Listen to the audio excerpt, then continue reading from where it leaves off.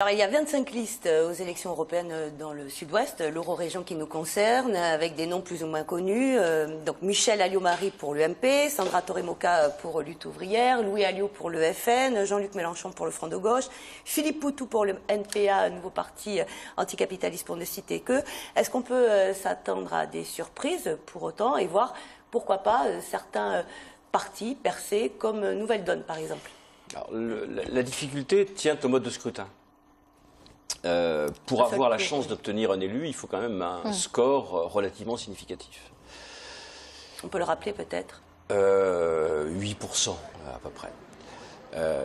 Ce qui fait que les petits partis, incontestablement, pour certains d'entre eux, me semble-t-il, bon, on cite le cas du parti de la Route-Roux, qui vraisemblablement crée une forme d'appétence, parce que ce qu'il dit peut apparaître intéressant, notamment aux jeunes générations. Mais en même temps, ce qui va se produire mécaniquement, c'est que les gens qui vont voter pour lui vont voter un petit peu pour rien, puisqu'il y a peu de chances qu'il y ait un élu. Et par contre, ça va enlever les voix aux grands partis, ce qu'on appelle les grands partis politiques. Et c'est une petite remarque là-dessus, c'est que au-delà de la participation faible, il y a une composante également qui va être importante dans le résultat.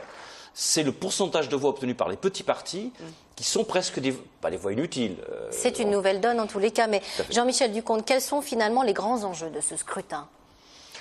Alors, il y a d'abord les enjeux européens. Je pense qu'il faut mettre en avant d'abord les enjeux européens. C'est la première élection qui a lieu après le traité de Lisbonne, qui modifie, alors qui bouleverse pas le système institutionnel, qui, contrairement à ce qu'on a dit, ne fait pas du Parlement européen l'autorité de désignation du président de la Commission et des membres de la Commission. Le président reste toujours désigné par les chefs d'un gouvernement.